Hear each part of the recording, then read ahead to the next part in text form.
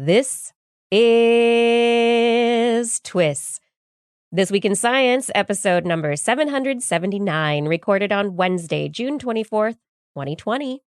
No sleep, just science.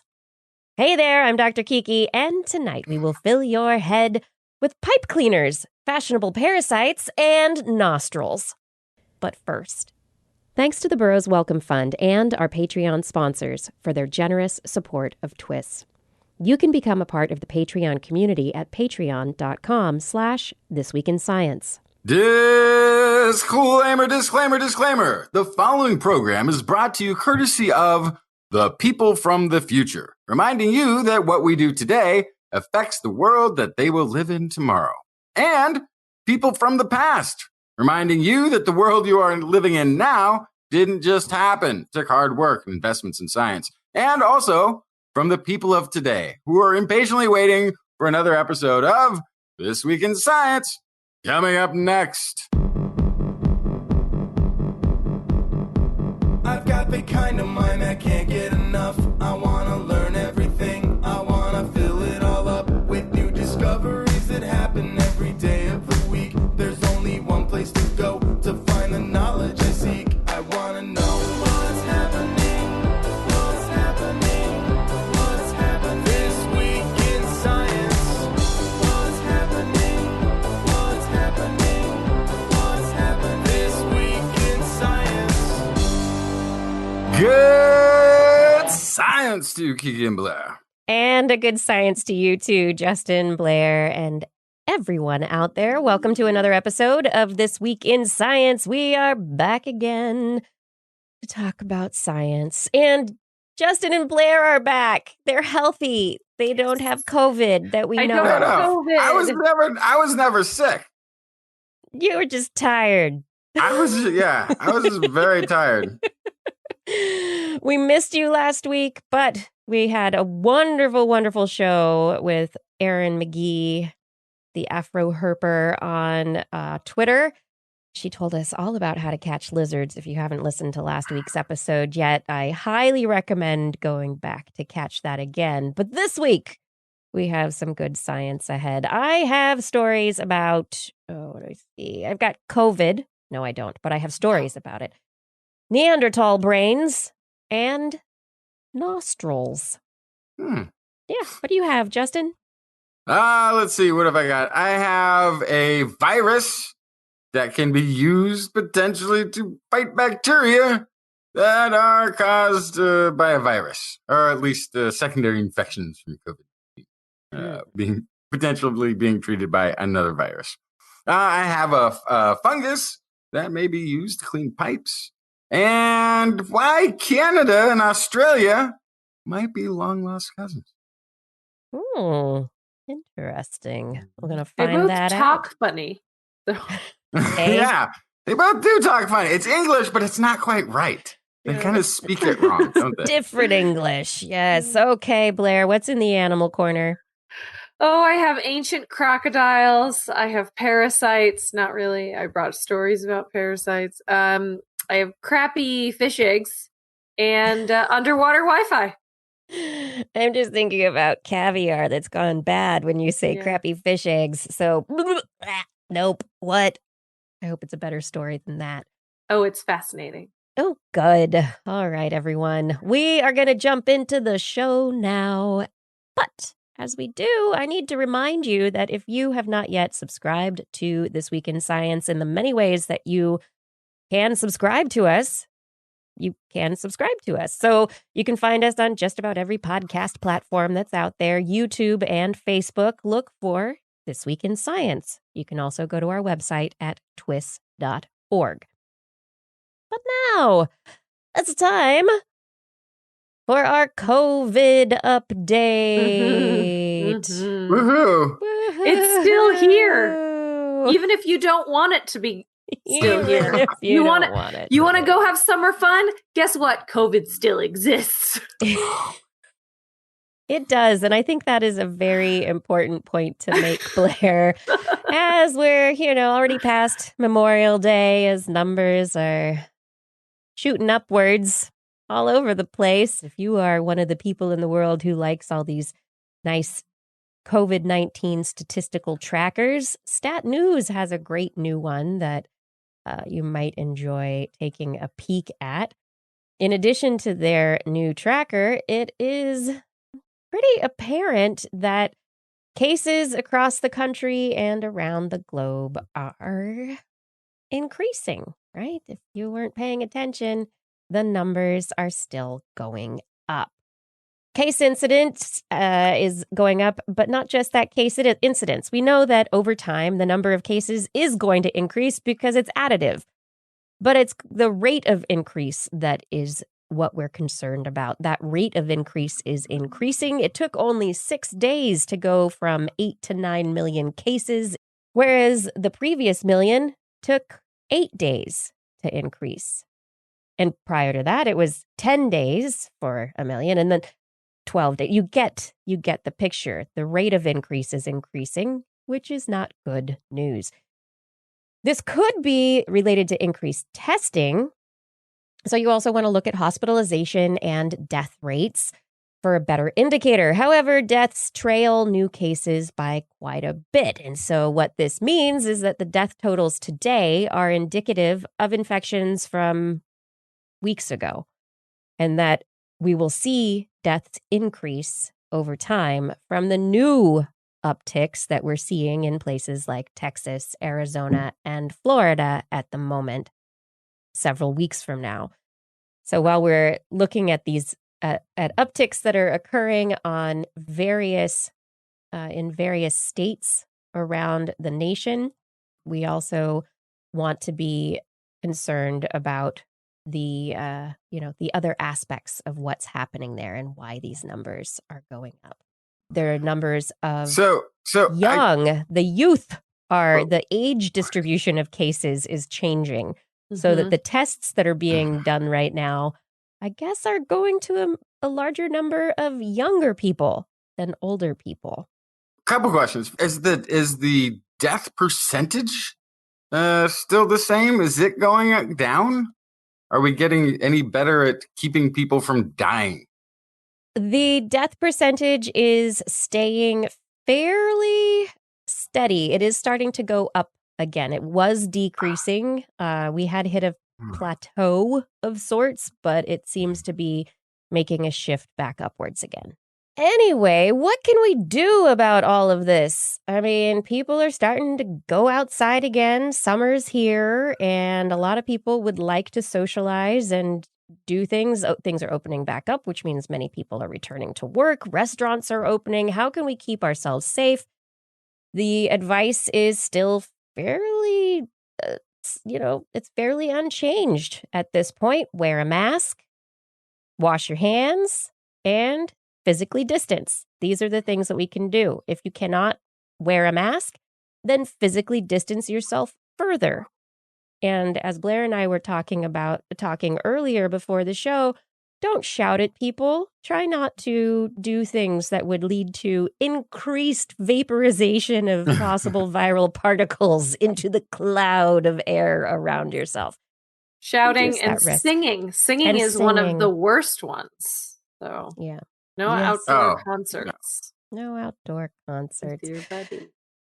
Yep. Another study that's out this week in Nature found that 222 nanometer far UVC light could inactivate SARS-CoV-2 virus in public spaces. So this might be, people have been talking about UV light radiation to deactivate viruses for a while. You can have the lights in air filtration systems. You can have them as part of the way that you process the air in an airplane, in a building, all sorts of things. But regular UV light can cause health problems. You don't want to be giving people cancer because you're using the wrong kind of light, especially in places where people congregate. So this 222 nanometer far UVC light is unable to get past the outer layer of the skin. So this light is unlikely to cause any of those mutations that cause melanoma or other health problems. And so it is being suggested that this specific kind of light could be used places like subway stations or indoor gathering places, that the light could be used in those areas to reduce viral particles. The catch to this study, though, is that Everybody needs to wear sunglasses? no, it doesn't hurt your eyes either. It doesn't damage the retina. They've found that it doesn't cause any of these health issues, so it doesn't hurt the eyes. But in the study, they didn't actually test this UVC light on the SARS-CoV-2 virus. So we don't know if it works on COVID. We don't know it or not. Right. They used 2 coronaviruses that cause the common cold. And being that they're coronaviruses, they are suggesting that the principles would be the same. Well, if they just get rid of the common cold, how bad is that? Get rid of the cold. That's better. But if we're going to be using it, so limit the defense noise of the lights, then somebody just gets put them out there. Yeah. So a very dear friend of mine had a little bit of a scare because an immediate family member came down with a cold. Yes. And he was able to get tested pretty quickly, but everybody was in quarantine because of this. And it turns out it's just a cold. So this is the problem. So if you can get rid of the regular cold, you would also or the flu, it could be better. Reduce stress. And then if somebody coughs, you push them off of the subway car and don't let them. Right. So so this is what I'm dealing with right now as things are starting to open up, is the fact that we've all been, a lot of people, not everyone, but a lot of people have been home for 3 months. And so we have not been exposed to each other's germs as systematically as normal. So we're all going, these fresh babies with no immunity to other people's germs now. That's not true. We still have plenty of immunity. We have plenty, but there's still not the constant mixing, right? Yeah. And so now when you're remixing people who haven't been hanging out around each other for a while, you're bound to get a resurgence, a kind of a big spike in people having some sort of symptoms. Even if they're just fighting a cold, you could have one of the COVID symptoms where it's like, I'm tired, I have body aches, I'm sniffly. Those are still COVID symptoms. Are those symptoms? Yes. Then I've had it for a long time. So this is the problem, is that the symptoms that they tell you to look out for could be from any number of things that are not COVID, but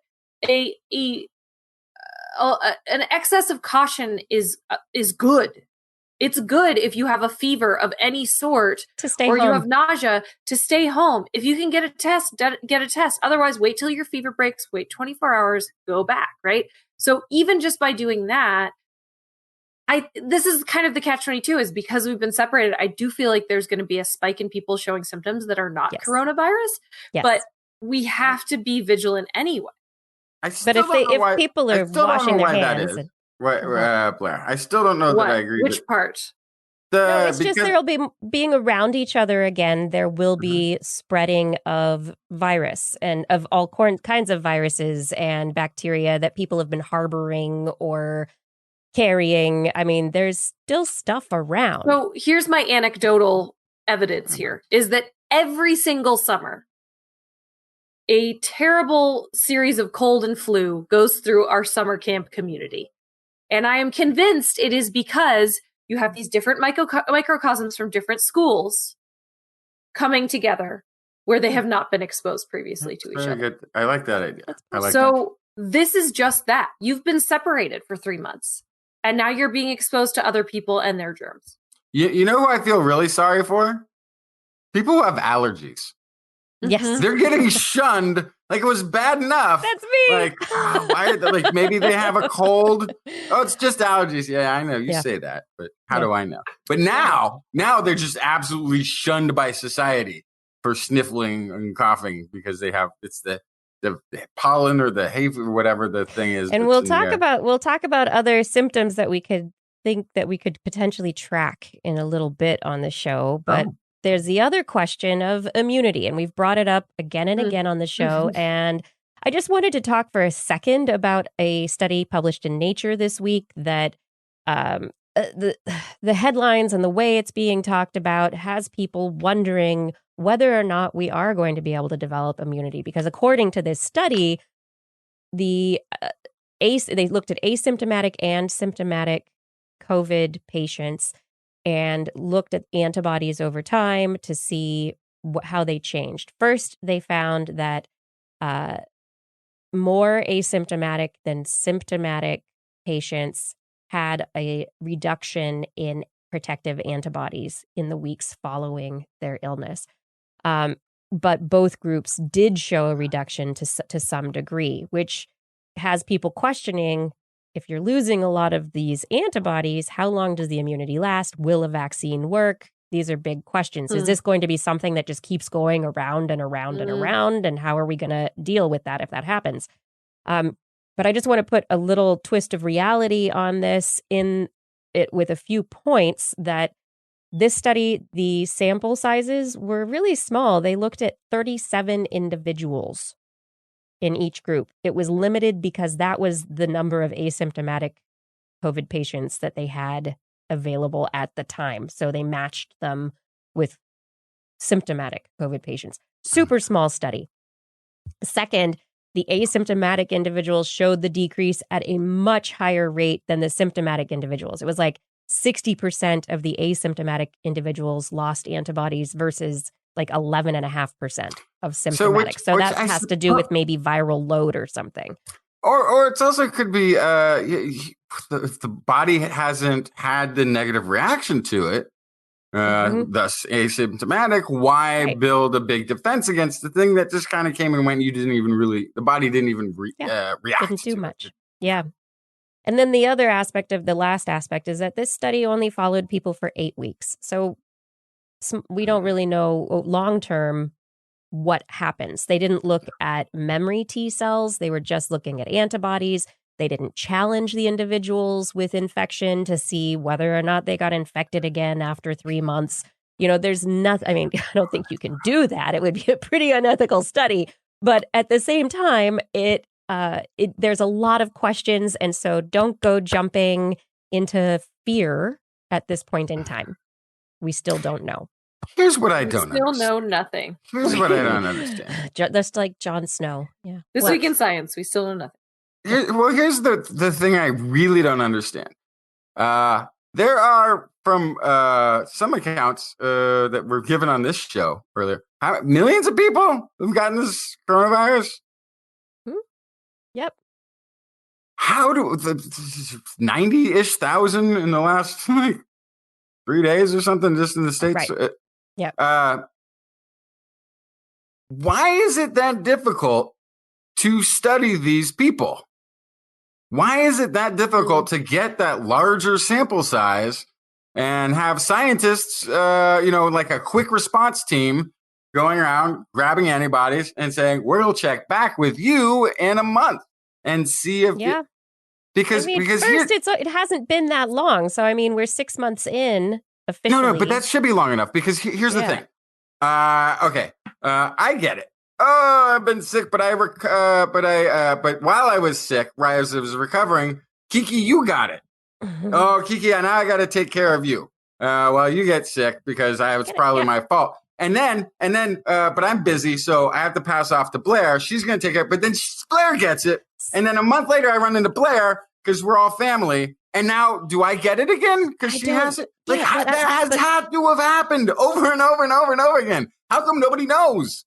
It's right. So this is a great question. I mean, what is happening institutionally, organizationally, that doesn't allow this to get into some aspect of? I mean, there's even anecdotally, self-reporting. Like, how come nobody's tracking what's going on in their family? Yeah, it would be cool if we heard some anecdotes about it, but we haven't. So how are people not? People are not getting it over and over again. Are we bad at communicating as a species? Like that bad? Like millions of us are going through this and no word from the front.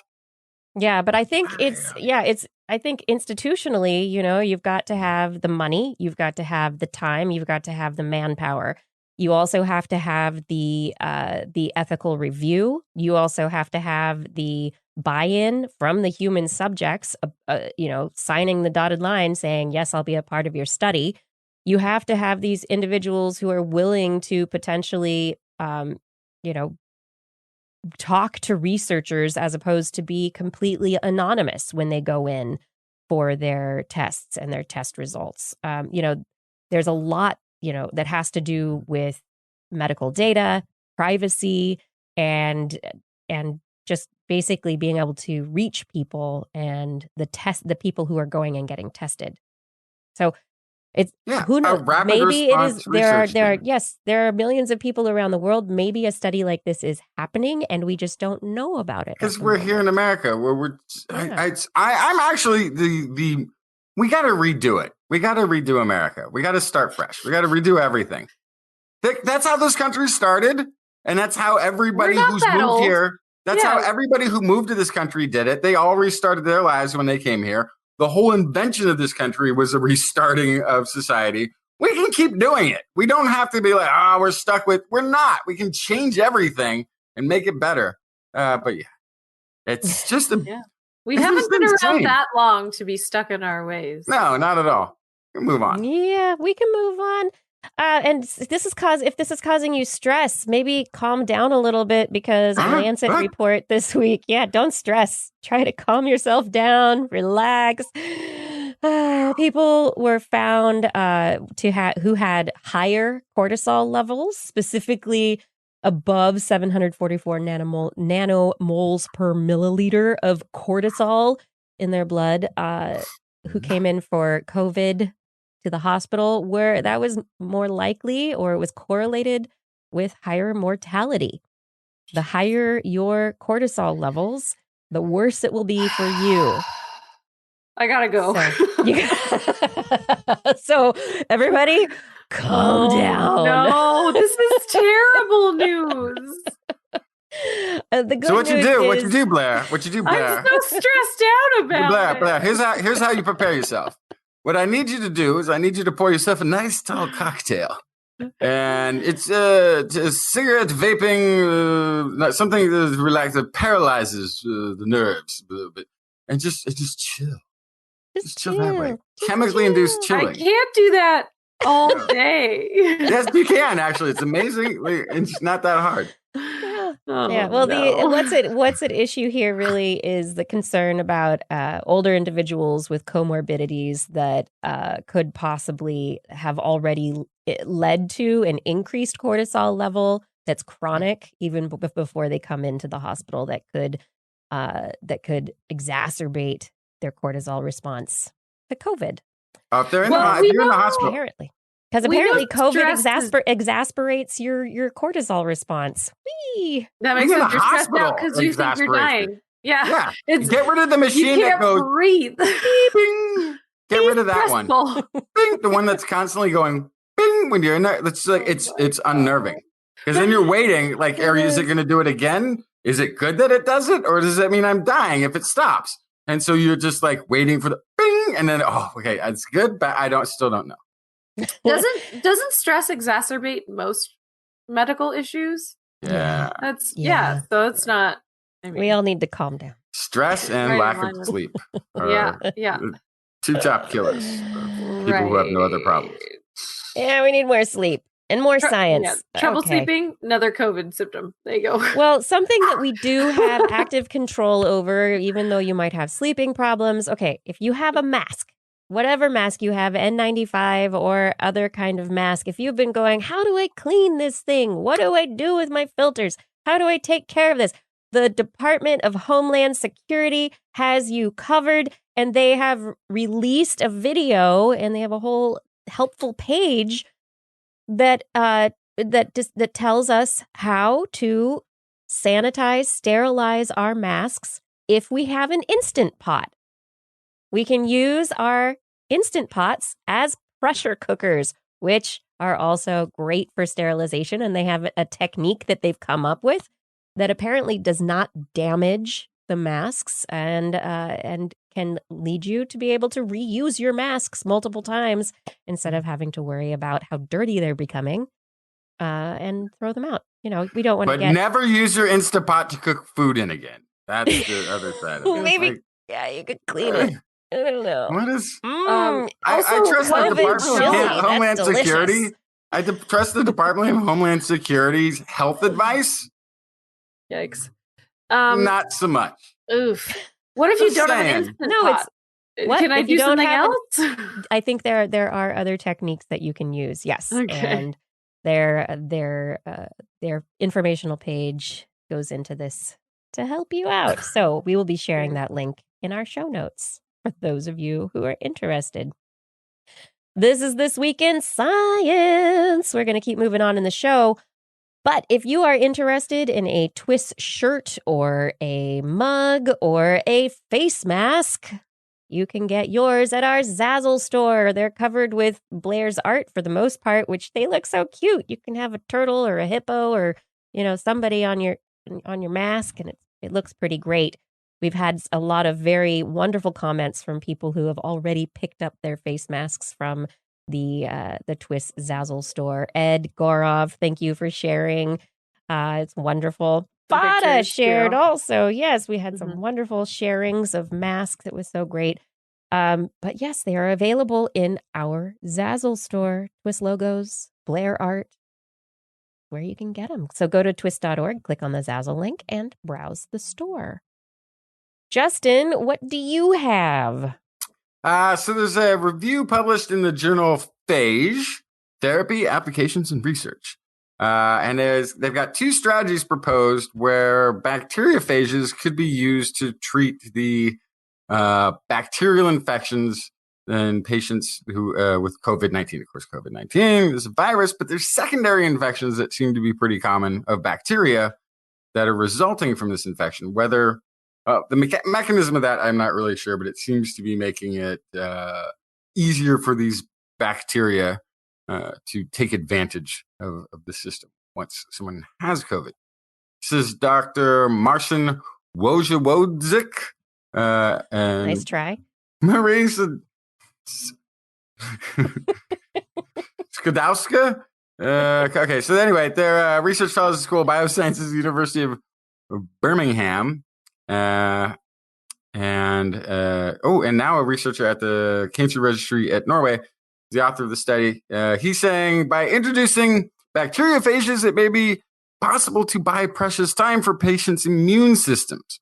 And it also offers a different complementary strategy to the standard antibiotic therapies.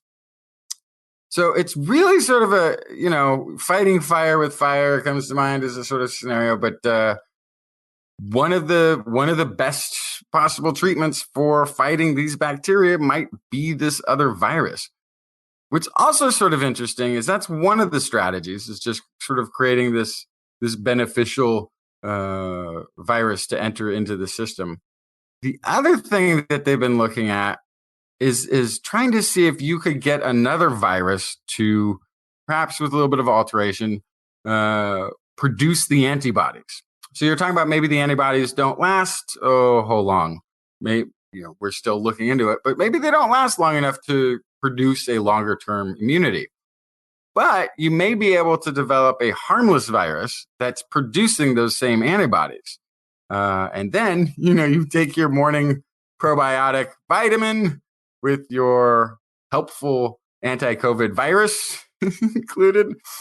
It's producing the antibodies that the harmful COVID might have, that would give you that resistance. Anyway, it's a couple of things. They're trying really hard to get a trial going so that they can start getting some traction down this direction. But I love the strategy of using those things that are already available in nature to attack, and also in manipulating something that's already in nature as a weapon against COVID-19. Yeah, I like that. Try all of the avenues. Try all of the different ways to kill this jerk. Yeah, and like Justin said, if it's a chance to help out or give the immune system time to develop the antibodies, that can be incredibly useful. Buying time. Shubru in the chat room is saying, unleash viruses against each other. What could possibly go wrong? Now, you might be thinking, oh gosh, if you put two viruses against each other, then, maybe those viruses will team up and make a stronger virus that'll just make it worse for us. But the bacteriophage system, it's different because these are phages they're going after. These are bacterial viruses. They're going after bacteria, and they're usually smaller. They're going to be very specific. And so maybe this system would not, because it's going after the bacterial viruses, not necessarily influence or affect the human immune system. Yeah, and if they do mingle, the chances are, if they did somehow become a hybrid virus, it'd likely be less harmful than COVID.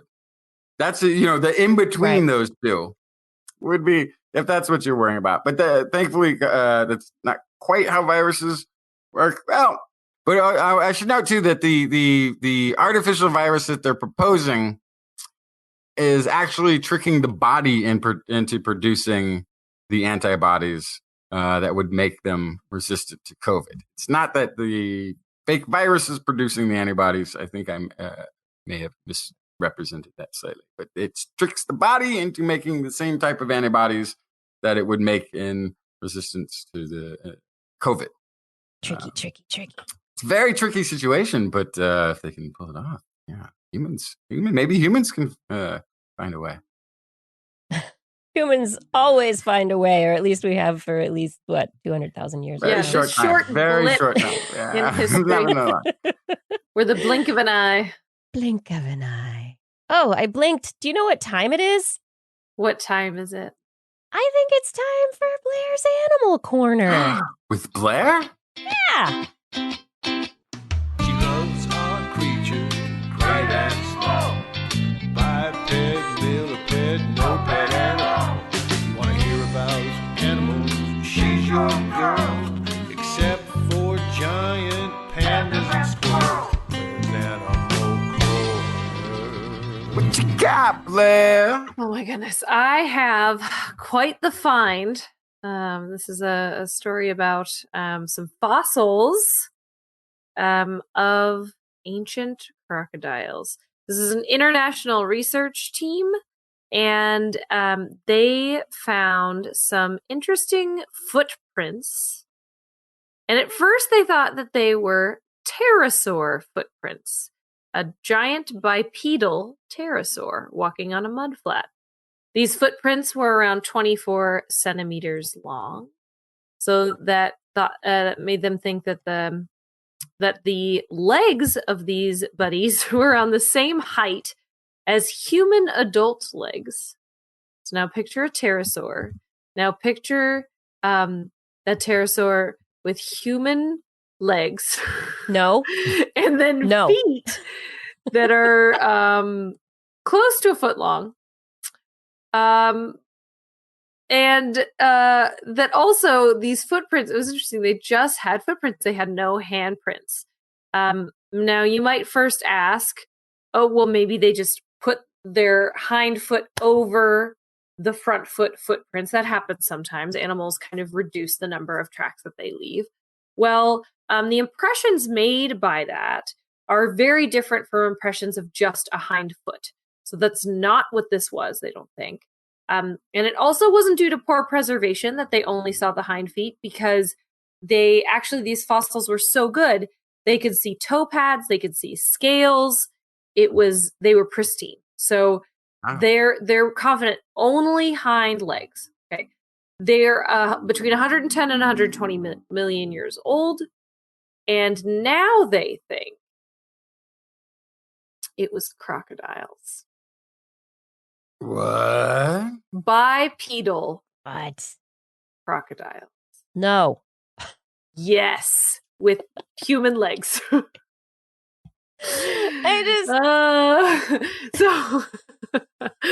this is a very strange image. Okay, so also normally crocodiles walk kind of squat like this, but they're they looked more like they were walking closer together, like they were on a tightrope. So like this, I just realized. So wide, like as if your arms were splayed out and then down. I'm thinking about for the podcast. Yeah, they've got the this, non-bird-like. if you're listening, like this. Okay. So yeah. So there's like the bird-like, the bird lineage of dinosaurs that had legs kind of right under them, and then there's the lizard lineage, which is that splayed out to the side thing, right? Yeah, so it looks kind of like I always think about salamanders because it was the spine of fish bend left and right. If you are just listening, the video, you should just go see it just to watch Blair. So the spine of fish go left and right because they're moving their body back and forth to move through the water. So amphibians, the first vertebrates on land, their spine also moves left and right. And so their legs are splayed out to the side to move that way. But then as animals kind of developed more upright movement, their spine changed to an up-down flexion point.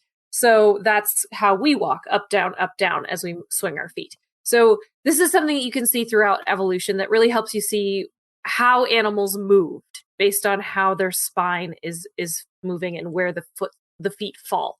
So these feet, this is all to say, these feet were falling in a way that a bipedal movement would indicate, like us, not this back forth flexion point of a salamander. So all of this to say, it really looks like these ancient crocodiles were walking bipedally on their hind feet.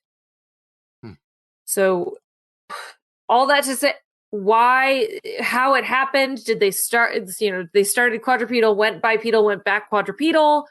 Like, what is going on here? I would doubt that. I would think this would then be a dead ender.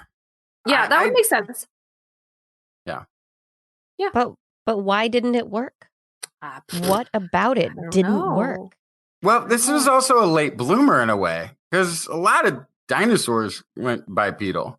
Mm-hmm. So, that a crocodile shows up really late to the game. I don't know. Mm-hmm. Yeah. Oh, and someone in the chat room asked, thank you so much, Kevin Unique. What about tail imprints? None. Also indicating just the hind legs. That's like the balance of the T-Rex. So do they have, I'm now curious if they have a fossil gator that they think is associated with this, or if they've just, because of the way the feet are, it looks familiar. I'm very curious now. Yeah, right. I think this is our first step. So, first step. So, hopefully, we'll be able to hear more about this fossil and where they fit in the evolutionary tree and where they in a strange place. And maybe these are the tree climbing crocodiles. It is the Gorn, Daniel Yount. It is the Gorn. Absolutely. Yeah, and these mudflats were in South Korea, where they were found. Anyway, bipedal dinosaurs with legs the size of human legs. I can't wait for the art. For fun. Yeah, just think about human legs. Just think about human legs on a crocodile who's standing up. Oh my goodness. Tell me something else. Oh, well, this is a story from you, Kiki. A last minute entry all about parasites in barn swallows. Barn swallows are wild because they live all over the planet. They have a forked tail. They're very agile. But despite living all over the planet, they look different everywhere they live. They look so different that they might speciate soon. So they might be completely separate species eventually because they're so different enough that they're sexually and reproductively isolated. So TBD on that. But that's how different these populations appear. So researchers at CU Boulder actually think that parasites are the influence behind these striking differences in different populations, specifically in Europe, in the Middle East, and in Colorado. So they think that the parasites are somehow impacting the way that they look And so that is impacting sexual selection. So, transitive property, parasites are impacting mating habits of these swallows. They studied barn swallows in Colorado, in the Czech Republic, and Israel. They measured over 4 years the number and types of parasites on them in their nests and in their blood. And then they tracked who they chose to mate with in a given breeding season. They looked at sexual signals, breast color, throat color, and tail shape, and their health and their survival of their offspring. So they're looking at the parasites themselves. They're looking at how that manifests in, or if it impacts the way that they look, and then how those mating choices impact the success of mating in the survival of their offspring. So in all but one population in the study, the most attractive males, quote unquote, had fewer parasites. So, which makes sense. Right. So they're healthier. So the females want to have babies with them. So that just means that the parasites influencing the way they look is a true signal of fitness in that case. And that's what they're looking at. But what they don't know is how the parasites are impacting breast color, throat color, and tail shape. So somehow those items were allowing females to figure out who had a higher parasite load, who had a lower parasite load, and who was the likeliest to be reproductively successful. My guess would be that this parasite was also present in the parent bird. That they would have probably gotten it from their own nest. Was probably when it would start. And the reason I do is just because there's a parallel with stress levels from the Foxtrot study and others, but there's parallels with stress and coloration in dogs.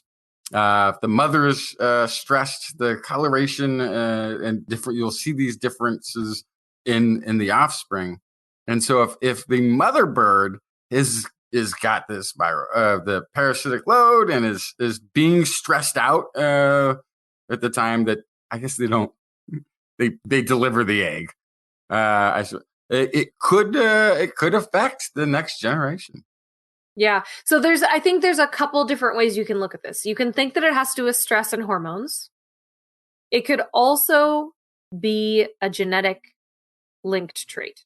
Mm-hmm. So you could have chromosomes that make you predisposed to carry parasites and catch parasites that is on a similar loci to what is identifying tail shape or breast color. So it could be a completely coincidental link as well.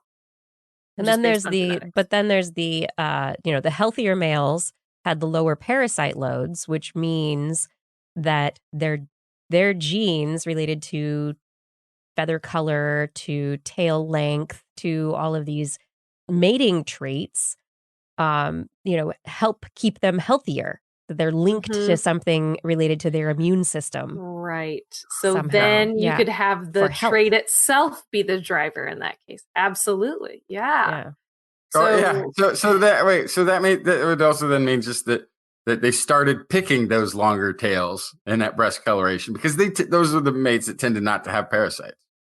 Yes. So yeah, that's why it became the healthier look. Yes. Right. Yeah.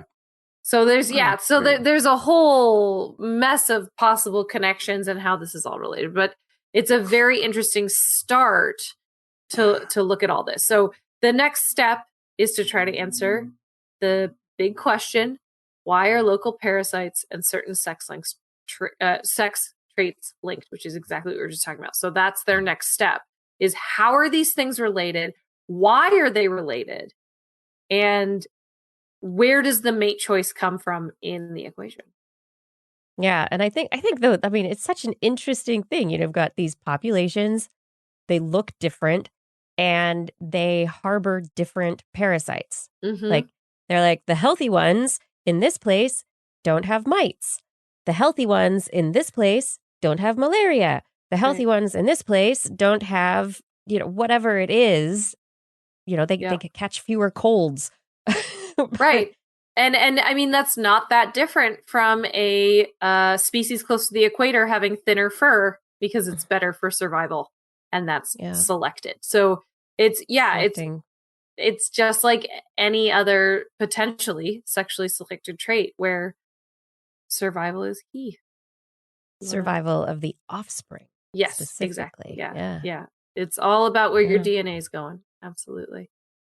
I love it. Trade-offs for mating, leading to handsome birds and speciation. I don't know. Yeah. Spin-offs, right? If it were a TV show, it would be a spin-off. This is This Week in Science. We've come to the end of the first half of our show. We will be back in just a minute with more science. Stay tuned for more This Week in Science.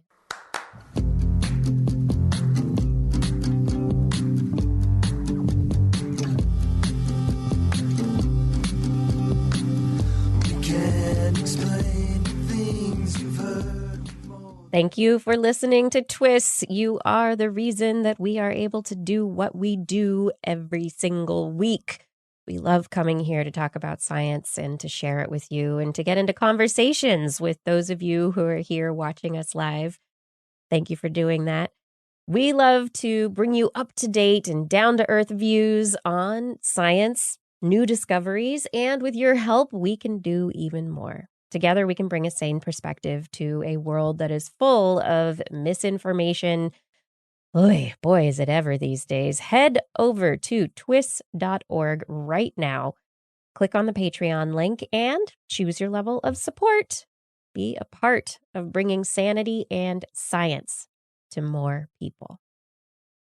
Thank you for supporting TWIS. We really couldn't do this without you.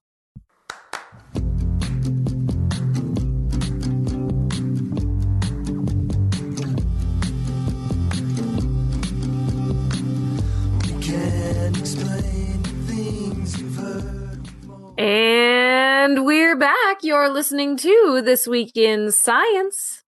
We are back. And I want you all to know that we're going to start a new segment on the show. Ooh. It's going to be This Week in Science Questions. Ooh, it's like a mailbag. Yeah, a mailbag. We'll pull one out every week from questions you ask out there. We want you to send us your questions. What science questions do you have? Send them to us, and we will do our best to have answers, or at least hypotheses, or at least a little conversation around your questions. Your questions may lead to more questions, which is always very fun. This week, Bert Lattimore wrote in with a question about COVID-19. He said, a couple of weeks ago, I heard that the first symptom of COVID infection in many, if not all cases, is the loss of the sense of smell. This happens even before the patient's body temperature changes. So why are we not urging everyone to test their sense of smell daily? Of course, this will not catch all cases. Some people do not have a sense of smell, and an unknown number of people who catch COVID and may spread it have no symptoms at all. But then the swab tests that are being used are not 100% accurate. But this is easy, cheap, and quick and gives instant results. If everyone worldwide did this daily and immediately isolated themselves if they suddenly lost their normal sense of smell, it could reduce the spread of COVID a great deal. People should still wear masks and wash their hands all the time, of course. Yeah, so seriously, why are we not urging everyone to test their sense of smell daily? Well, part of that Bert did bring up in his answer. There is about 13% of humanity that cannot smell anyway. So for them That's to be really high. It's very high for whatever reason. Yeah. Because of illness or because of neurodegenerative disease or various other reasons. There's a large percentage of people who they already cannot smell. Loss of sense of smell is also quite common. It is related to a lot of different diseases, but because it is being linked very strongly to symptomatic cases of COVID-19, yeah, maybe it is a good thing to check. But then we go ahead and figure out, now, how do we test this, right? Is it something that's easy to test? And the reality is, yeah, it is pretty easy to test. And there's an article on CNN that is fantastic. It talks about the jelly bean test. So if you feel like testing your smell every day to determine whether or not you're losing it, which may be a sign of needing to go get an actual test, this is how you do the jelly bean test. The jelly bean test. You take one jelly bean. You plug Stick it your right nose. up your nose. You stick it up your nose. No.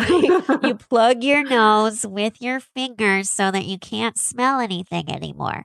And then you put the jelly bean in your mouth and you chew it while you're holding your nose.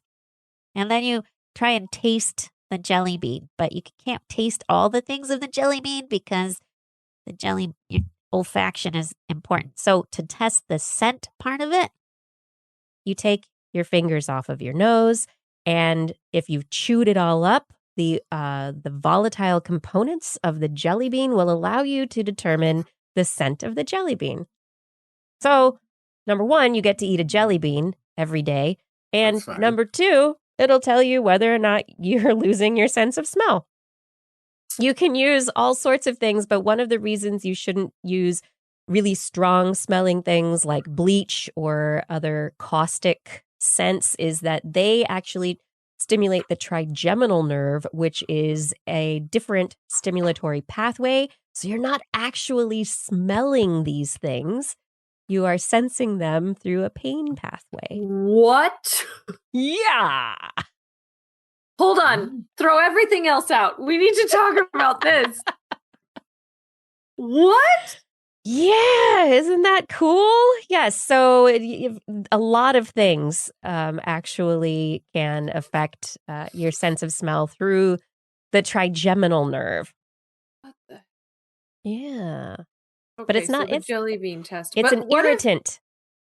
What if you accidentally grab a black licorice jelly bean and then you realize that you're chewing a black licorice jelly bean and then you're really nauseous? Then you have 2 COVID symptoms. Why would you buy black jelly beans if you don't like them? They're always in the multi-pack. Oh, get yourself jelly bellies. So can I tell you? You can fix that's this. That's the only jelly bean I like. Oh wow, you're one of those. Black licorice. I'm a huge black licorice fan, and it's so great. Double it's salted. not like it's not like the high quality stuff, but in a pinch it'll do. I also like Good and Plenty's. Again, in a pinch for the sort of like domestic licorice fix. It does the trick. But yeah, Turkish peppers, Danish licorice. Oh, so good. The Danes do licorice right. Licorice is delicious. Blair, you're outvoted. You're not invited to the licorice party. Yeah, I don't want it. I don't want to go. You didn't get an invite, so you can't turn Good, down. I didn't want one. Well, you can't not want one because you didn't get one. Justin can't come to the cinnamon party. Blair can't come to the licorice party. I love cinnamon. It's the most disgusting. To me, the smell of cinnamon and the smell of burnt hair. Oh, well, nobody likes that. It's the same smell. Whoa. People, how do you all not tell that it's just their... Wow. You know why? You know, it was very popular to have cinnamon treats when they burned witches. It was around the same time. Oh, okay. You're just getting confused and thinking of a cinnamon broom. That's what you're thinking about. Maybe. Possibly. For me, it's cilantro. I can't take cilantro. Soap. Tastes like soap. You mean soap. Soap weed. Yeah. So I have that same gene. It's you either have the gene where it tastes like soap, like apparently we all do, or you have the one where it tastes like something you would want in food.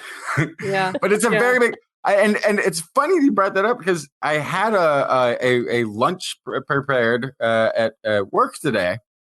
As I'm eating, I was like, oh, you know, like when they were cleaning, they must have gotten soap in the food.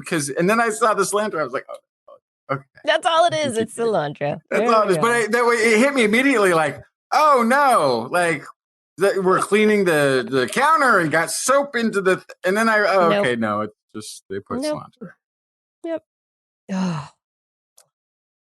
All right, everybody. If you have a science question, send them in. We want to have a mailbag. Let's answer your questions at the best that we can in this section of the show. So you can leave us a message on our Facebook page. You can email me at kirsten@thisweekinscience.com. We want to answer your questions. So send them in. This Week in Science Questions. It's a new segment. Justin, what science did you bring for the second half of the show? I brought a story somewhere. We'll be actually reading this one together. So this is the story I really liked. So there was a discovery of a tiny insect fossil. This discovery was in British Columbia, which is in Canada. It is a fossil of this insect is 50 million years old. Really, really old insecty fossil. The interesting thing about it is that insect's descendant only lives in one other place in the world. Actually, only lives in one place in the world today. And that happens to be Australia. Now, if you don't have a globe or a map of any kind in front of you and don't remember how far away Canada and Australia are, they're about as far away as you can get to bodies of land. Yeah, the answer is totes far. Totes far. Hella far. Yeah. And apparently previous to this, there was also a plant that was found that had this sort of strange connection. And so when it's sort of bringing out as a possibility that at some point in the ancient past, the land masses of Australia and Canada were connected to each other. Which I feel like as much as the land masses has moved about, I feel like they've been taking Australia for granted and just sort of connecting it to and pulling it across.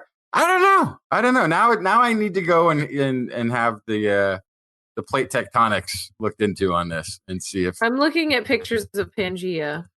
Mm-hmm. They usually just break off Australia and then it doesn't travel that much, right? It just kind of scoots down. Yeah, it's touching Antarctica and India in a lot of these. Yeah. They might have to change that a little bit. Yeah. I don't know. It's a really interesting connection though. I'd love to know. I mean, it's so long ago. It would have taken such a long period of time, millions of years for Canada at one end of the planet and Australia on the other side of the planet to move apart. And the gymnastics, the crustal gymnastics that must have taken place to allow that to happen are fascinating. It's saying that this is all based on a pattern of discovery. Well, what you're saying. So this is the latest one. So it's part of a pattern, though. Okay. The fossil is part of the split-footed lacewing family. This is this particular bug. The fossil itself is very rare. This is only the fourth one found from this time span of this little split-footed lacewing. This is the one that's most completely preserved. Previous fossil insects of this age found in BC and neighboring Washington have shown connections with Pacific coastal Russia to the west and with Europe to the east, which isn't so surprising because that's when these were continents were connected. That's not that. It didn't seem like that long ago. 50 million years ago, water levels were lower, exposing more land between North America, Asia, and Atlantic had not widened so much. So that seemed. The Australian connection is more puzzling, though, as it's no such clear land connection. That continent was closer to Antarctica then and farther from Asia than today, leaving formidable ocean barriers for life to disperse between it and Canada. So, question. But hang on. So the lacewing joins other insect fossils from British Columbia and Washington, whose modern relatives only live in the Australian region. This is bulldog ants. There's a family of termites, and there's a sort of parasitoid wasp that has this that lives currently in Australia and only has fossil records in the Pacific Northwest. Okay, so that's more than just a couple coincidences. It's happening a lot, because otherwise I was just thinking like, well, we keep thinking about landlubbers. Like there's animals that can fly and swim that could disperse some of these things.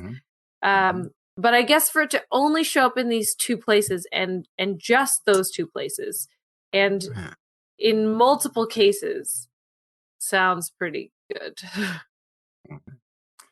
Yeah. And it could just be also, could be a fluke. Could be these things just died out everywhere else on the planet and had been everywhere. But that's the thing. You kind of feel like they would have to have found niches everywhere. Yeah, and that we would find them places that we look for fossils like these. Maybe Australia did travel around a bit. I mean, we have this image of Australia as kind of hanging on to the end of Pangea. It fits nicely in there. There's a lot of other stories that hold together very well. But say it wasn't down at the bottom and had been attached up at the top instead. So you see the hole at the top? It's an Australia-sized hole right between North America, Eurasia. There's like a big missing piece. Maybe that's where it used to be. Yeah. I don't know. Nothing to scale. Nothing to scale. But it's an interesting question. I mean, we fit things together based on, geologic evidence, based on this fossil evidence, and really it's a bunch of puzzle pieces that people are trying to fit together. So maybe there's an alternative story there somewhere. I don't know. Or maybe, like you said, maybe it's a fluke. Maybe it's a bunch of fossil insects between Canada and Australia being shared. I don't know. Fascinating. Why can't we go back in time and figure it out? We will. Well, Where's my time machine? We can That's stop what they've been working on too, right? They're not supposed to be working on that right now. They're supposed to be working on a COVID vaccine. Stop it. Drop the time machine. Stop it. All right. Well, according to CNN, scientists have grown mini brains containing Neanderthal DNA. But yeah, this is like the misleading headline of the week. What is it? What's the headline? I'm sorry. Scientists have grown mini brains containing Neanderthal DNA. Wouldn't any brain that was human contain pretty much? Ding, ding, ding, ding, okay. ding, That is boy. the key. Yeah. Misleading headline of the week, but the story is about researchers involving Svante Pääbo and his Neanderthal genome. A group of researchers have been looking at a bank of stem cells that it contains mostly Northern European stem cells.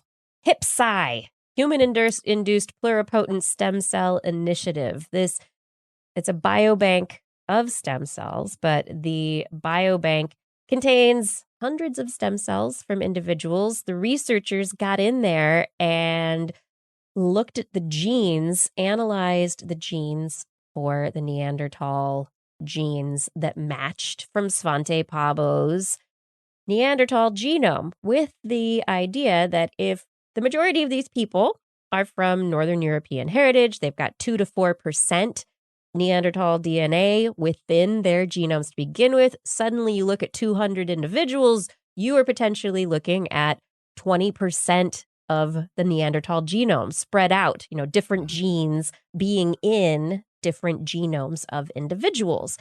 The idea is to kind of start a proof of concept into investigating the influence of Neanderthal DNA on human evolution.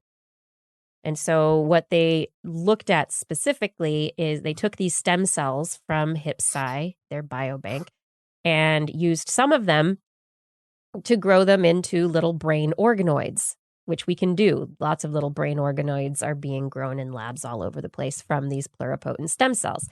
They could have grown skin to investigate skin. They could have grown a liver to investigate liver, but they're really interested in how Neanderthal DNA could affect cognitive development in humans, as it's been suggested that Neanderthal DNA could influence intelligence or even mental disorders like anxiety and depression.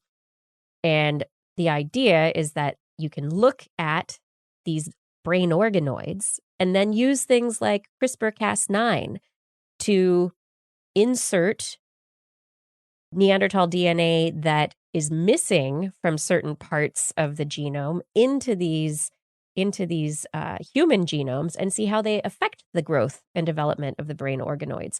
You could remove Neanderthal DNA and see how it affects the brain organoids. You can do this in a way that is not, you're not experimenting on people, you're experimenting on the stem cells.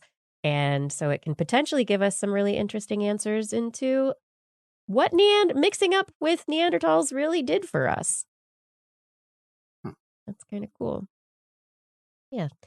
So proof of concept, yes, they grew brains in a dish, little organoid brains that contained Neanderthal DNA, but this is not like Neanderthal Jurassic Park.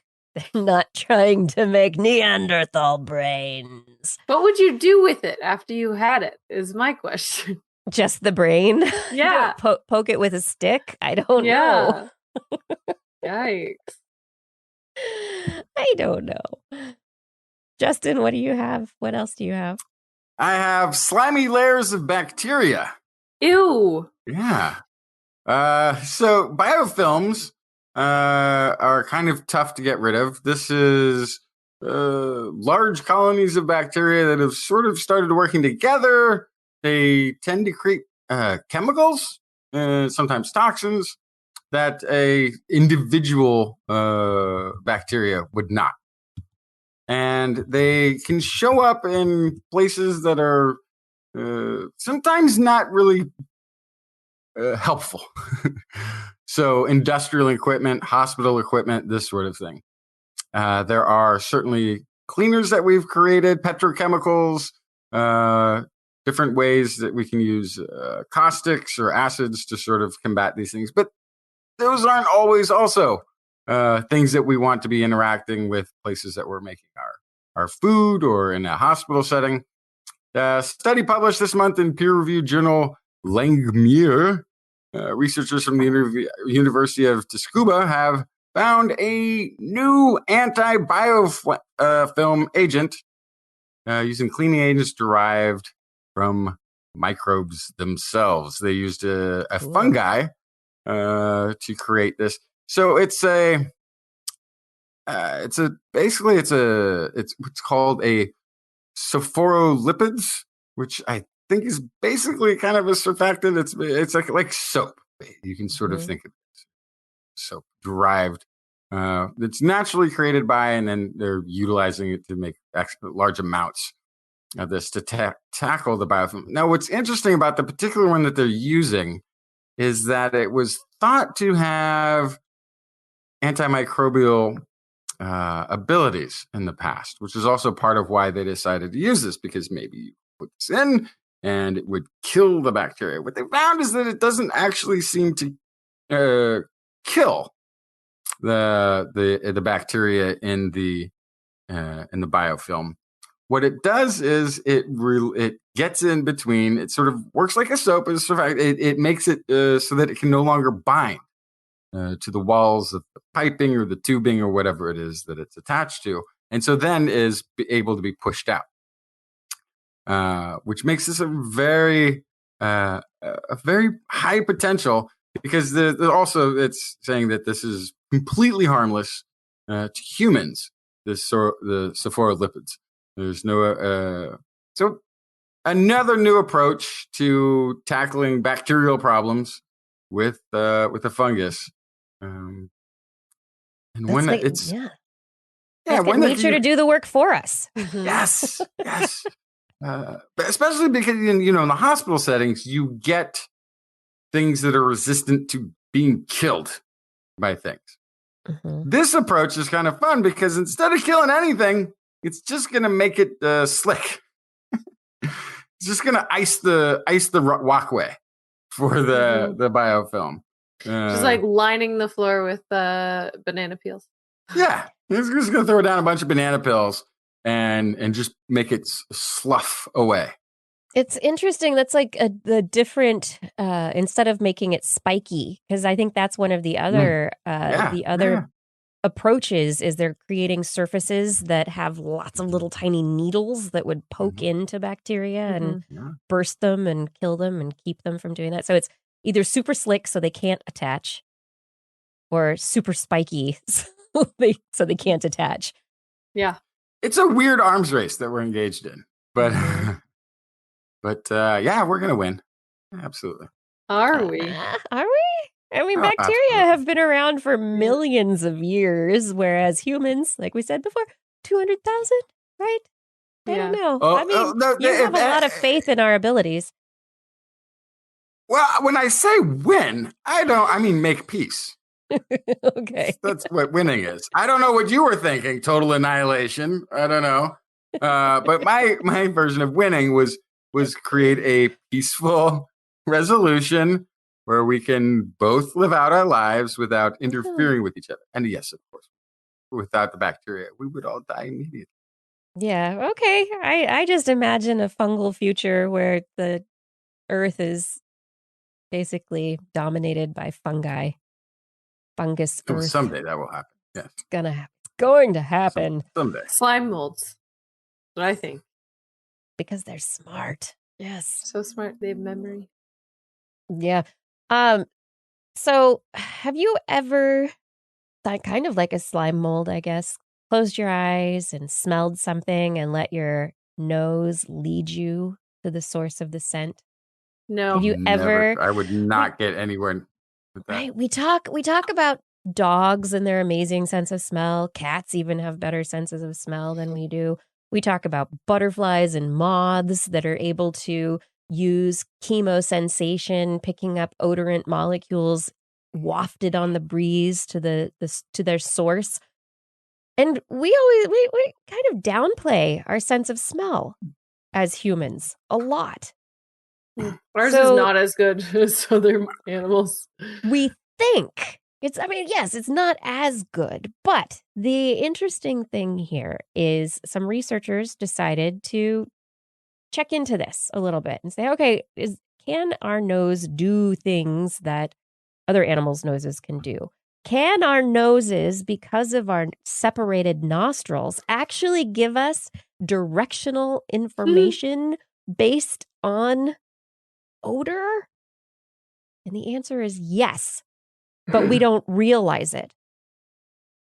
They had people look at something that was motion directed. They had an image that they were looking at and they had to follow it one direction or another. But at the same time, they wafted a scent into the study area where the people were to see if it influenced their choice of directionality. And it did. The result is that it's completely subconscious, but our nostrils being separated are similar to our eyes and our different visual fields that overlap, giving us this binocular vision, that our noses can actually give us cues as to where things are, which way they're coming from, where they're going. So we have a binocular sense of smell. We have a binocular sense of smell. What would exactly. it be? By nostril? By nostril. Yes, by nostril. That's making me think that I've never thought of this. But why do we have two nostrils if not for some sort of functional Symmetry? Just have one big. Why don't we? Yeah, why not have one big? No, but my mouth. The mouth got a big open hole there. Why not have a nose that's just one big open hole in the middle of your face? Why have two nostrils? That it's fascinating, the concept of actually being able to, that being the clue to directionality. Yeah, that there it is That's a really- clue. The recipients, when asked about whether they smelled something or whether one nostril smelled something stronger than the other, they said no. They could not verbalize or answer which nostril smelled something more strongly than the other. They just, I smelled something. They could smell, but they didn't have that the distinguishing between the two. Yeah. So So there's Daniel something that and lumps it together consciously, but subconsciously it's telling us things. Daniel in the YouTube chat, has anyone trained their noses to be so keen? So yeah, I think I so. have not. No, I can't smell it. But there's the super smellers who work for fragrance companies who can distinguish between the hints of and the element of, and they're people who have really high paying careers. Okay. But really that's high. just for scent. I would wonder if you talk to them No, if that's they what I'm could saying. then have the nostril differences. That's who needs to be the next round of this study is what I'm saying. Because if they have that power, maybe it's already a thing and they just don't talk about it. This doesn't come up. But maybe they can, in a darkened room with a hint of this and a dash of that and a wafting of something else, tell you where it's coming from. They might not even be able to give you how far away it's coming. Like, I want to know, like how good is their directional sense? Oh, that's interesting.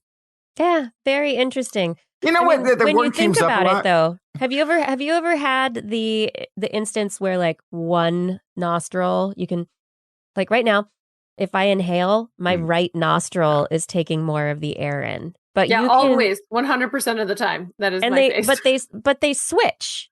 Yes. One nostril is dominant and then the other it switches. And so that's an interesting aspect that, I mean, does that influence it? The way the air enters your nose when you're breathing? I don't know.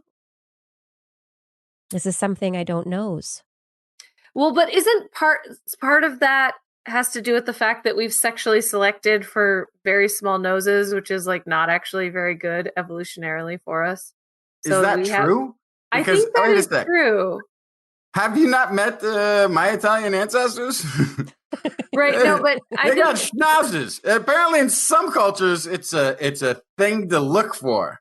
It's a sign of perhaps health. for the male, but I think in females Oh historically, no, the females. like a small dainty nose is what is sought after. And so there's a whole thing about like the fact that humans get deviated septum so often. That might be a reason. Okay, but so here's another thing to think about in that achievement of beauty thing. It also likely means it's exceedingly rare, right, in comparison to the population. So if you're looking for that rare trait to the royal family, they all have such small noses. Oh yes, that's a trait of beauty. And like, birth defects. Yeah, but I mean, the beauty is nonsense. It's all eye of beholder. Yeah, of course. I don't buy it. But there are things that have been I mean, one of the reasons human women are so bad at giving birth compared to other animals is because we've sexually selected for narrower bodies. Yeah, So that right there is one of those situations. I don't know that I believe that either. I don't know that it's totally true. I don't believe that women are bad at giving birth. I think people have been convinced. Oh, no. but it's not depends that on what country you necessarily, live in. Blair. It's the size of the baby's heads as well. We have that as well. selected for larger babies over time. Truth. Yeah, Health they're and healthier nutrition babies. and- But it's we also have a healthcare system that likes to do C-sections on a scale that, if you do comparison worldwide, is some countries with insurance that covers it have a lot more C-sections than countries that don't. And they don't have I'm just talking How about. did we get here from noses? There's what's the documentary? The Business of Being Born. The Business of Being Born, is that what it's called? How did we get here from noses? I don't know. Statistically, humans are not as good at getting pregnant hugely. Not as good at keeping babies, not as good at having babies. All those things compared to any other mammal, humans are Panda. not great. Panda. And it's Elephant. all because we were selecting Like, how many small do you want? noses. Yeah. I don't know. Y'all, Mules. This is- We're much this better is- than mules. this is This Week in Science. Want to help TWIS grow? Get a friend to subscribe today. Oh boy. Hey, do you want a couple of real quick stories that won't I do. hopefully turn into crazy tangents? Okay. I do. First one, real good one. This is a team of researchers from Hungary and Spain. They have tested the idea that it is possible for fish eggs to survive the trip through a bird's digestive tract. That's because fish have often been found swimming in extremely isolated lakes, and prior research has shown that those fish are usually related to fish in less isolated areas and waterways. So how do they get there? They certainly don't walk. The previous explanation has been, I guess, birds eat the fish eggs and then they poop them out in a new spot. So it hasn't really been tested, though. And so in this study, they tested ducks and had them eat fertilized fish eggs. 6 of the ducks had viable eggs in their excrement from 18. 12 of those were deemed viable. Of the 12, only 2 hatched. So this was a 0.2% survival rate, but that is definitely high enough to account for a potential migration of fish to isolated waterways, especially considering that fish lay thousands of eggs and birds can eat thousands of eggs. So, yeah, so pooping out fertilized fish eggs, helping with migration. It's like they're like fruit pits. Yeah, exactly. That's what I was thinking. Like It's like pollinating Animals on land, releasing the seeds for plants. Yeah, Oh my God. Yeah, they're doing really important work, that duck poop. And then my last story for tonight is about underwater Wi-Fi, which I hadn't really thought about, but that's something that is pretty heavily sought after. And then I started thinking about it. Oh yeah, remotely operated vehicles usually have these huge cords attached to them that are helping them communicate. And when submersibles send up information via the internet or do something with the internet, there's usually cords involved. So this is a study looking at underwater Wi-Fi. It is possible with radio, acoustic, or visible light signals. Radio can only carry data over short distances. Acoustic signals support long distances, but with limited data rates. Visible light can travel far and carry lots of data, but the narrow light beams require a clear line of sight between transmitters and receivers. So this team has built an underwater wireless system called Aqua-fi that supports internet services like sending multimedia messages, and that's using LEDs or lasers.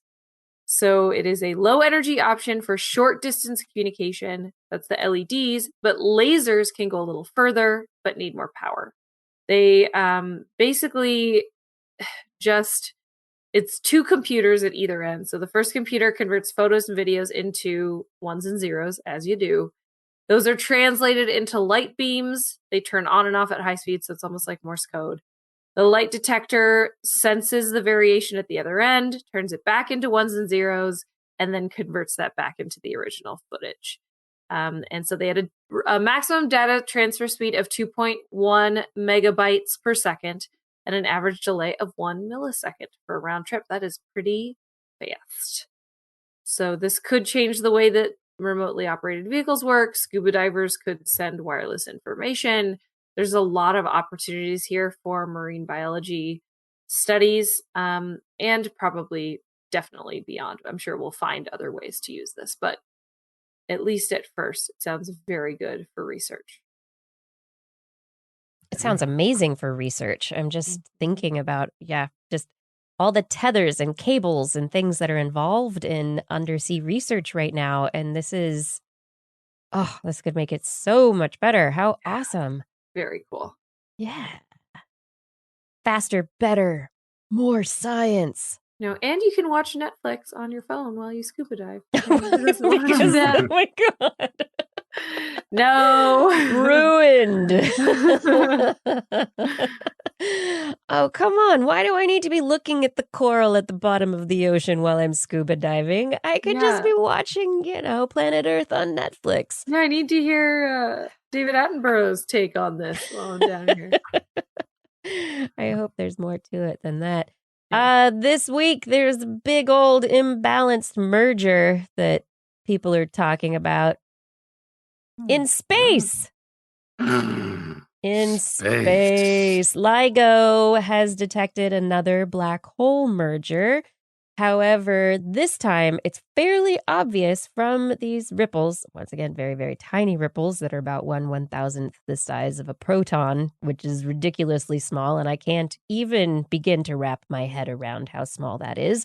But LIGO detects these things in the fabric of space, and they, the LIGO-Virgo collaboration has discovered this merger between what's obviously a large black hole and something that seems to fit within what's this kind of gray area of not really much stuff, about 2.5 to 3 or 4 times the size of our sun, times the mass of our sun. So if it were bigger, like 10 times the mass of our sun, they'd be like, it's probably a small black hole. That's great. But because of the size, it's really hard. We haven't seen lots of little tiny black holes, so they don't know whether it's a big neutron star or a little tiny black hole. We don't know that for sure, but it fits in this little gap in our data in the universe for things of this particular size. So we've detected a thing of a particular size that we haven't seen many of. We don't know what it is, but it's something bigger than our sun. And also, Justin, you had that story about viruses, the bacteriophages and virus, using them potentially as antiviral treatments for various viral infections. No study out from Mount Sinai Hospital and School of Medicine has determined, published in Cell, that viruses, when they get into our genome, they hijack it, and they don't just use our genome to make viral DNA and RNA. They actually take our DNA and create hybrid proteins that are part virus and part human, and that they do things for the virus that are good for the virus. We don't know exactly all the things that these hybrid proteins do, but they are a brand new class of proteins that has never been discovered before. They call them UFO proteins, and that doesn't stand for unidentified flying object proteins. It stands for upstream Frankenstein open reading frame proteins. Okay. Even better. But these proteins, they stitch together host and viral sequences. We've never noticed them before, but when we get infected by viruses, the viruses are potentially creating hybrid proteins in our bodies. And this could be a new thing to look at for potential treatment targets, because if these are helping the viruses, then we don't want them to be around, and maybe we can target those instead of the viruses. Yeah. Interesting. Totally interesting. Did you? I got one more. Okay, I do got one more. This is a shocking study. Turns out, avocado oil. I don't know if you've encountered this yet. It's hard to miss in California. It keeps showing up on the shelves. Avocado oil has good vitamins, minerals, the type of fats associated with reducing the risk of heart disease, stroke, and diabetes. So a lot of people have been trying out avocado oil. This is research from the food science folks here at the University of California, Davis. They discovered that the vast majority of avocado oil sold in the United States is of poor quality, mislabeled, or adulterated with other oils. They report that at least 82% of test samples were either stale before expiration date or mixed with other oils. In 3 cases, bottles labeled as pure or extra virgin avocado oil contained 100% soybean oil. That is hilarious. No, it's not. That's awful. I don't know why you would think that is funny. So, because someone's paying $12 for a bottle of soybean oil. Well, but I thought it was avocado oil. Claire. Right. That's why. That's what I'm saying. It's a grift. I'm just not funny. No, it's not funny at all. Nothing funny about this. This is the grift all over. It starts, they mess with your avocados, your avocado oil. Next thing you know, there's no oil that's going to be safe. Well, I was also just picturing the millennials who love their avocados and their avocado oil. And, I'm one. Millennials? I know, I'm one. But who doesn't like avocados? But the idea that I can't get out of bed in the morning unless I have my avocado oil. It's like, oops. It's so Blair, you're like specifically somebody who likes avocados hurt you once, didn't they? No, I love avocados. No, I know you do. It's very funny. Somebody who hurt you liked avocado oil or liked avocados more than you. And you feel like you're getting. No, this is a terrible study. But it's also like it's indicative of farming and not farming, but it is indicative of the agricultural industrial complex and our food system. Oh, it's not good. We don't get things locally. We do DNA studies on sushi, find out it's not the right fish. We do these tests on oils. Oh, they're adulterating the olive oil. They're adulterating the avocado oil. They're mixing things together. They're selling us stuff that is mislabeled. They're lying about what it is because they can get away with it because we don't buy locally, because we have this really huge distributed system. Yeah, it's the grift, man. Well, and Shubrew in the chat room brings out a really important thing, which is allergies. If you're allergic to soybeans and you buy avocado oil, oh no. Yeah. That's no good. Yeah. Yeah, just eat an avocado. Then it's an avocado, unless they're, So this is avocados are not really avocados. What can you do as a consumer but read labels? So that if the labels are, what do you do?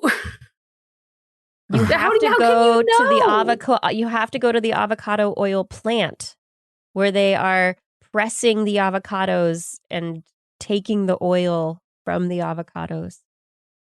I mean, maybe it's a very dry guacamole there. I don't know. Yeah. You open up an avocado, it goes, no oil. There's no oil in that. Where's she's a PhD candidate? No. This is Wang's lab. What's Wang's name? I'm not finding it. Selena Wang is the one who's heading up this research. Is also working on a test that you can to actually be able to test and see if this is chemically actually 100% pure avocado oil. Now, it's ridiculous to think that we would all have to have the myriad of tests to figure out if that's actually the fish that we think it is, if the coffee grounds actually came from here, if that's the kind of honey that they said it was, if anything is true on a label, you'd have to have all these tests sort of thing. Or you could have FDA funded to do inquiries and tests. If the FDA actually were funded to regulate and do stuff like that and actually tell you if your chocolate was from Madagascar. Yep. Yeah. Yeah. Oh, imagine the world. And that's where we'll leave you. Yeah, we'll leave you right there. Yeah, we'll leave you wondering right there. Wondering what's in, what would the world be like if we really knew what was in it? What are you even eating? What is in this carrot? Dear listener, are you eating or drinking right now? Do you even know what's in there? What's in there? You don't know. We've come to the end of the show. We have. Thank you for listening. I hope that you enjoyed the show. And if you did, make sure you share it with a friend. Get them to subscribe. That would be super helpful. Shout outs. Thank you to Fada for helping with show notes and social media. Gord, thank you for manning the chat room. Identity4, thank you for recording the show. Very helpful. I'd also like to thank our Patreon sponsors and the Burroughs Welcome Fund for their generous support. Thank you to Paul Disney, Andrew Swanson, Stu Pollock, Ed Dyer, Ken Hayes, Kosti Ranke, Craig Landon, Tony Steele, Alex Wilson, Steve DeBell, Joshua Fury, Philip Shane, Ed Love Science, Mark Mazzaros, Richard Porter, Skyloop, Brian Condren, Richard, Eric Knapp, Jason Roberts, Matthew Litwin, Jack, Bob Calder, Guillaume, Dave Neighbor, EO, Kevin Parachan, Matt Sutter, Aaron Luthen, Christopher Rappin, Brendan Minish, Greg Briggs, Robert Gary S., Marjorie Rudy Garcia, Kurt Larson, Steve Leisman, Sean Lamb, Greg Riley, Jim Drapos, Lisa Slazewski, Christopher Dreyer, Brian Carrington, Jason Olds, John McKee, Paul, Artyom, Ulysses Adkins, Kevin Reardon, Noodles, Dave Wilkinson, Sue Doster, Paul Ronovich, Del Myshak, Dave Friedel, John Ratnaswamy, Stephen Albaran, Seth Agradney, Mountain Sloth, Rodney Lewis, Sarah Chavis, Corinne Benton, John Gridley, Gene Tellier, Patrick Pecoraro, Darwin Hannon, Matt Bass, Dan K, Thera Forfar, Donald Bundus, Howard Tan, Josiah Zahner, Taylor P.S., Ben Bignell, Maddie Perrin, Mark Hessenflow, John Atwood, Ali Coffin, Ben Rothig, John Leaf, Flying Out. Thank you for all of your support on Patreon. If you are interested in supporting us on Patreon, you can find information at This Week in Science. Click on the Patreon link or go to patreon.com/thisweekinscience. On next week's show, we will be back Wednesday, 8 p.m. Pacific Time, broadcasting live from our YouTube and Facebook channels and from twist.org/live. Want to listen to us as a podcast? Just search for This Week in Science wherever podcasts are found. If you enjoy the show, hey, can you also tell your friends to subscribe too? For more information on anything you've heard here, today's show notes and links to stories will be available on our website, www.twist.org. And you can also sign up for our newsletter. Hey, if you want to contact us directly, you can email Kirsten at kirsten@thisweekinscience.com, Justin at twistminion@gmail.com, or me, Blair, at blairbaz@twist.org. Just put twist, TWIS, into the subject line so your email won't be spam filtered into a black hole. You can also hit us up on the Twitter where we are at Twist Science, at Dr. Kiki, at JacksonFly, and Blair at Blair's Menagerie. We love your feedback. If there's a topic you'd like us to cover or address, a suggestion for an interview, a haiku that comes to you in the night, please let us know. We'll be back here next week, and we hope you'll join us again for more great science news. And if you've learned anything from the show, remember, It's all in your head. This Week in Science. This Week in Science. This Week in Science. This Week in Science, it's the end of the world. So I'm setting up shop, got my banner unfurled. It says the scientist is in, I'm gonna sell my advice. Show them how to stop the robots with a simple device. I'll reverse global warming with a wave of my hand. And all it'll cost you is a couple of grand. 'Cause this week's science is coming your way. So everybody listen to what I say. I use the scientific method for all that it's worth. And I'll broadcast my opinion all over the earth. 'Cause it's This Week in Science. This Week in Science. This Week in Science. Science. Science. This Week in Science. This Week in Science.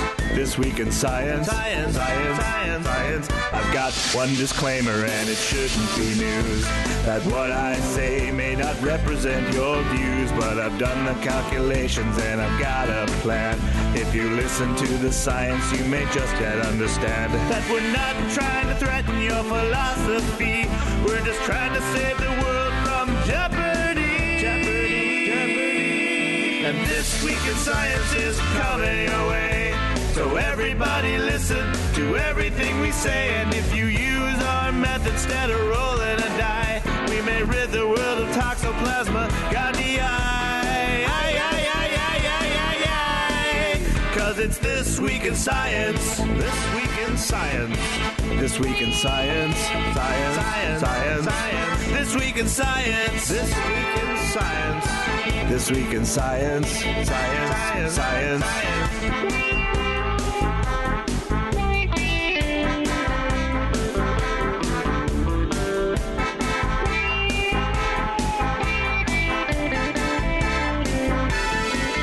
Got a laundry list of items I want to address. From stopping global hunger to dredging Loch Ness. I'm trying to promote more rational thought, and I'll try to answer any question you've got. But how can I ever see the changes I seek when I can only set up shop 1 hour a week? This Week in Science is coming your way. You better just listen to what we say. And if you've learned anything from the words that we've said, then please just remember it's all in your head. 'Cause it's This Week in Science. This Week in Science. This Week in Science. Science. Science. Science. Science. Science. This Week in Science. This Week in Science. This Week in Science. Science. Science. Science. Science. This Week in Science. This Week in Science. This Week in Science. This Week in Science. This Week in Science. This Week in Science. This Week in Science. This Week in Science.